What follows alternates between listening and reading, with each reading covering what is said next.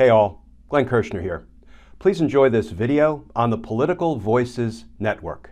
Glenn Kirschner makes me squirmy, as I tweeted about after San Francisco Sexy Liberal. Yes. Hello, Glenn Kirschner. We try to warn the women Steph. folk Good that you were a morning. lot in person, but they risked it anyway. No, that was so much fun out in San Francisco. I can't wait until the next one. Yeah, you are my hero. Listen, of all the times that we have talked about how perilous a situation we are in this country, I saved a couple of tweets for you. I know you know Dean Obadala, our friend. Trump calls on red states to deploy National Guard to Texas as state clashes with federal government over border crisis. Trump is mobilizing a new Confederate army. Why is Trump not already in prison? Something you ask pretty much daily. This feels, I don't know, what's the word? Is it insurrection-y, an actual word? I mean, he's calling for insurrection again. This is Insurrection, the sequel. Yeah. This is Donald Trump together with somebody who may at this point be a co-conspirator, Governor Greg Abbott, announcing that they apparently will not abide by U.S. Supreme Court precedent. They are rejecting the supremacy of the United States. Of course, the Supreme Court is the last stop to interpret the Constitution and tell us, for better or worse, what is constitutional and what is unconstitutional. The courts have sort of time and time again held that is, in fact, the way our constitutional construct works. Donald Trump is urging, it seems to me, and I'm working on a video right now about this, another insurrection by urging the states to take up arms and reject the federal government's authority and Supreme Court precedent. Yeah. Steph, he's on release in 4 felony cases, and if somebody poses a danger to even one person while on release in a felony case, the law provides they are to be detained pending trial. I don't think the courts can afford to take this, insurrection, the sequel, lying down. Yeah. Well, you mentioned the Supreme Court. A couple more Dean tweets. Trump is calling for another insurrection, hoping the U.S. Supreme Court is watching. They need to be patriots and disqualify Trump from ever holding office again. Trump is the greatest threat to our democracy since the fascists of World War II. I don't think that's hyperbole at this point. Not. But, one of the things I'm wondering, I know someone else we brought up earlier, Glenn, that someone, back when the whole immunity thing happened, we're like, oh, well, that's okay because the circuit court's going to move very expeditiously on this. What is going on? Is this like 4 weeks? I think it's going on 3 weeks now. Okay. And, I don't think they would have put this on a crazy expedited track, both for the filing of briefs and for oral arguments, which are now behind us, only to linger and languish for months over issuing an opinion. Yeah. But this is a consequential opinion. It's going to be a long opinion. Obviously, the 3 judges want it to be a unanimous opinion. And they have to take up not only whether he has immunity, but importantly, and I was in the courtroom for the arguments, Steph, whether this was an appealable issue on what's called an interlocutory basis, a piecemeal issue that can be appealed rather than having to wait until after you're convicted and sentenced to appeal it.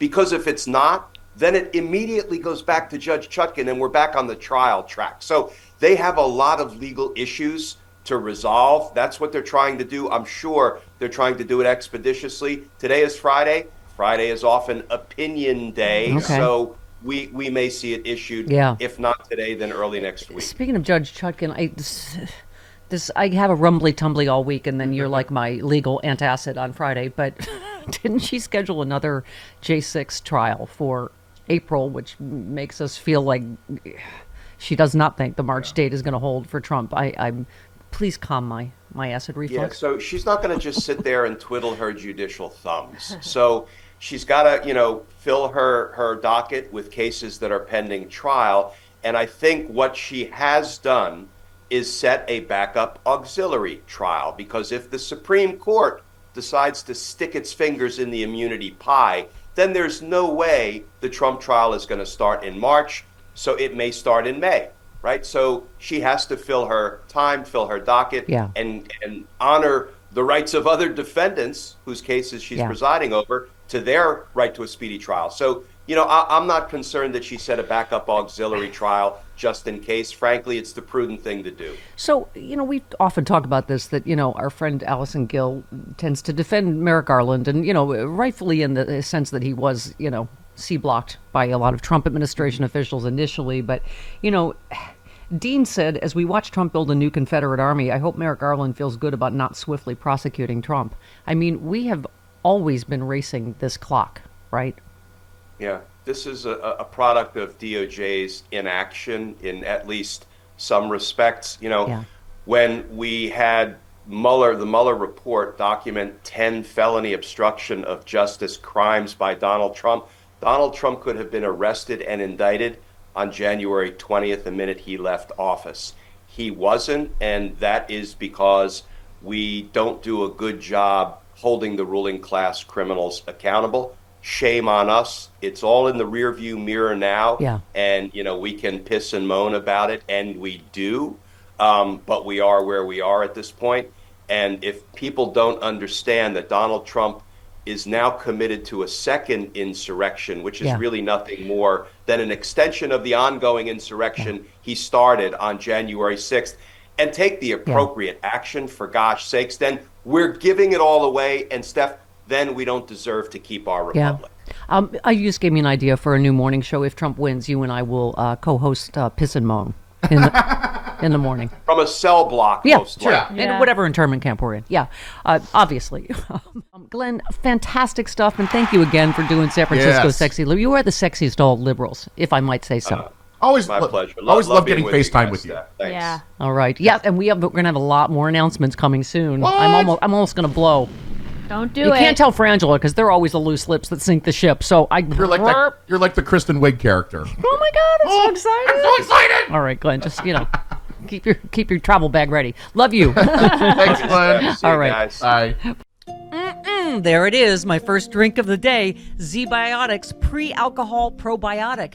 Many of you know my story. I stopped drinking wine for 3 years during COVID, during the lockdown as part of a health reset. Now I drink wine in moderation, but this is an amazing new product. I've always believed in probiotics. And Z-Biotics, check this out. You drink just one of these. It's the world's first genetically engineered probiotic. It was invented by PhD scientists to tackle rough mornings after drinking. I am using this and I feel great in the morning. I don't have to worry if I have an extra glass of wine, I still feel great in the morning. Here's how it works. When you drink, alcohol gets converted into a toxic byproduct in the gut. I've always had acid reflux problems.